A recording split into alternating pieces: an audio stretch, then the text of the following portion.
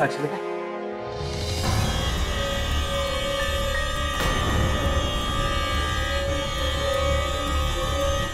काजल इसे एंटीसेप्टिक लगा दिया है मैंने। Thank you so much. और अगर इतना ही कंसर्न है ना तो साक्षी से पूछो इसको चोट लगी कैसे।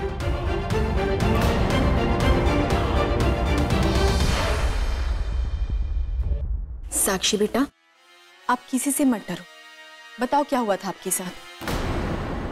मम्मा, वो आंटी ना आपके कमरे में थी और उन्होंने आपका फोन ले लिया था। मैंने बोला कि वो मेरी मम्मा का फोन है, मुझे दे दो, पर उन्होंने मुझे पुश कर दिया और मैं गिर गई और चोट लग गई।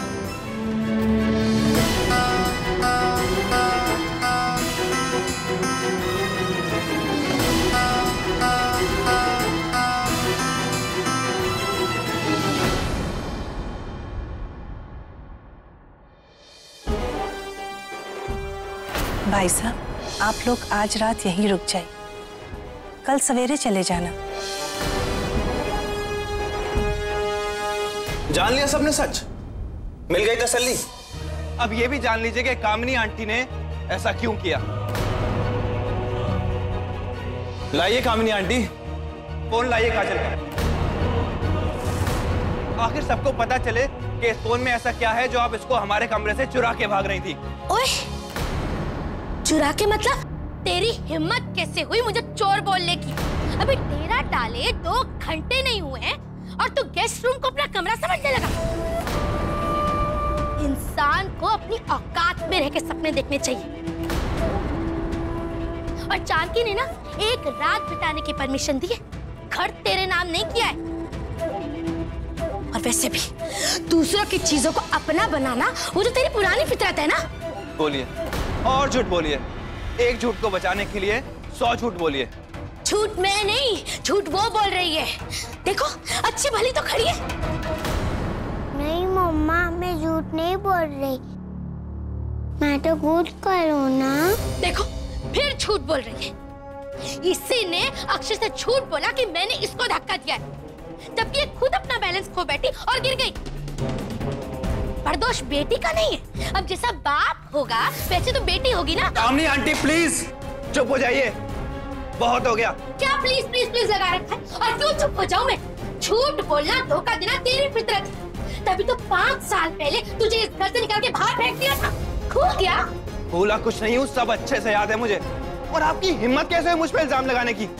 मेरा मुंह मत खुलवाइए, क्योंकि सच आप भी जानती हैं और मैं भी। अक्षय प्लीज। आखिर हो क्या रहा है, मुझे कोई बताएगा भी? मैं बताती हूँ क्या हो रहा है। हमने बहुत बड़ी गलती करी इन लोगों को यहाँ बुला। अरे सांप को जितना दूध पिलाओगे वो जहर ही उगलेगा। शायद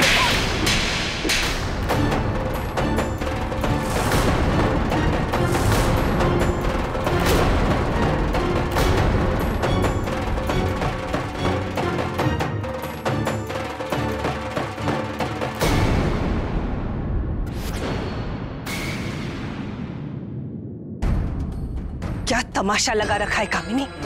घर में शादी का माहौल है। इतने सालों बाद राधिका बहन, भाई साहब और अशोक जी आए, और तू है जो पुराने बातों की गठरी खोलकर बैठ गई। ना गुस्सा थूक दो कामिनी। 5 साल पहले जो हुआ उसे भूल जा। आज हम सब बीती बातें भुलाकर आगे बढ़ने की कोशिश कर रहे हैं, और तू है जो मेरे ही घर में आग लगा रही है। इस बात को यही खत्म कर दो कामिनी। लेकिन आंटी अभी तक आपने बताया नहीं, आखिर आपको काजल का फोन क्यों चाहिए था? रौनक बेटा, बात दरअसल ये है कि वो दरअसल रौनक से बात इतनी भी सीरियस नहीं है। आज जब पंडित जी आए थे शादी की डेट तय करने, तो मैंने उस मोमेंट का वीडियो बना लिया था। मुझे लगा शादी का माहौल है, शादी का घर है, तो मैं इसे अपने कैमरा में कैद कर लेती हूँ। इनफैक्ट मैं ये वीडियो आपको दिखाने ही वाली थी, पर मेरा फ़ोन मेरे कमरे में छूट गया, तो मैंने ही कामिनी आंटी को बोला था कि जाकर मेरे कमरे से फ़ोन ले आए। हाँ, वो मैं फोन लेने कमरे में गई थी और मैं जल्दी में थी और मैंने फोन दिया, लेकिन साक्षी को मैंने धक्का नहीं मारा, वो खुद गिर गई। मगर आप बेटा, मैंने ही कामनी आंटी को बोला था कि वो जाकर मेरे कमरे से फोन ले आए। काजल, अगर इतनी सी बात थी तो पहले क्यों नहीं कहा बेटा? खामखा इतना बड़ा तमाशा हो गया। साक्षी, तुम ठीक तो हो ना बेटा?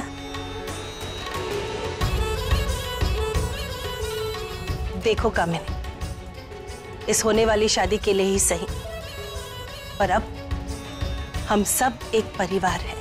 मैं भी गुस्सा, धोखा, कड़वाहट ये सब भुला चुकी। अच्छा होगा कि ये सब तुम भी भूल जाओ, और अगर नहीं भूल सकती तो यहाँ नीति और विनय की शादी होने तक तुम्हें आने की कोई जरूरत नहीं है। और अगर तुम्हें मेरी बेटी की खुशियों में शामिल होना है तो पहले तुम्हें साक्षी से माफी मांगनी होगी।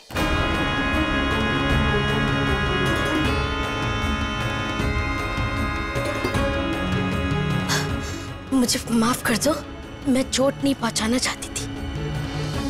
सॉरी बेटा। It's okay.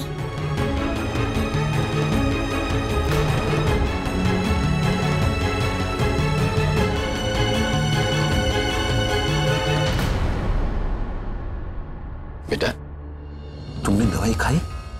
मैं जाकर दवाई लेकर आती हूँ।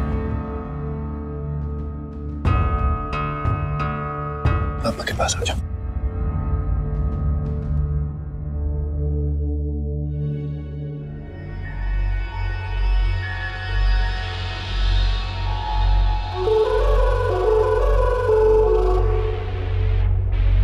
आंटी,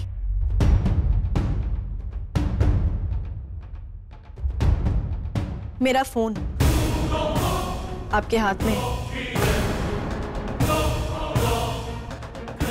मेरा फोन दीजिए।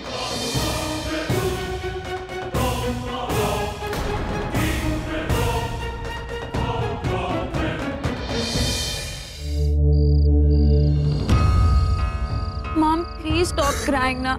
आपको तो पता है ये सब क्यों हुआ है।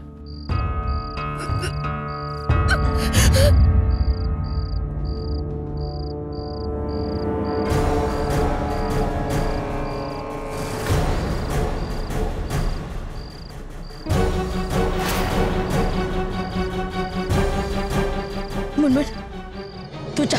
अरे मॉम, बट मैंने कहा ना, तू घर जा, मैं आ जाऊंगी। जा।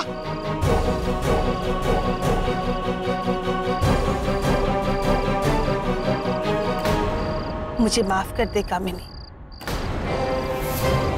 कैसे माफ कर दूं? आज तक तेरी सुनती आई हूँ जानकी। तूने एक बच्ची को सही साबित करने के लिए मुझ पर हाथ उठाया, मेरी इंसल्ट की। बात को समझ।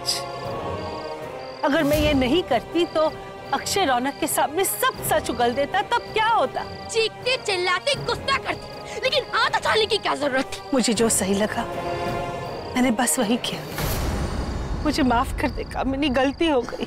देख जानकी, देख अपने आप को। अभी उस काजल को तेरी जिंदगी में आए 1 हफ्ता नहीं हुआ और सब कुछ उसके हिसाब से हो रहा है। तूने उस काजल के लिए मुझ पर हाथ उठाया। कल को तो पता नहीं मैं तुझसे क्या क्या करवाएगी।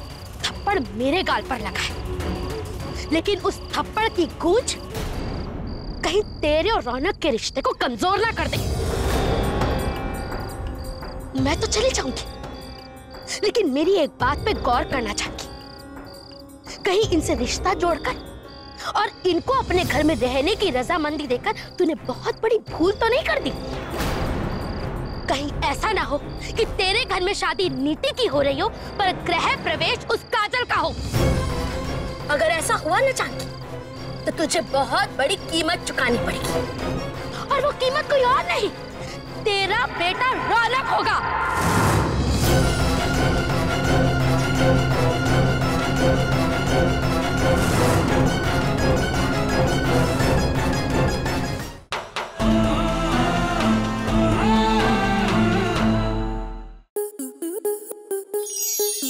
स्टार प्लस के यूट्यूब पेज पर आने के लिए आपका धन्यवाद। अपने फेवरेट शोज देखने के लिए subscribe to Star Plus YouTube page and hit the bell icon.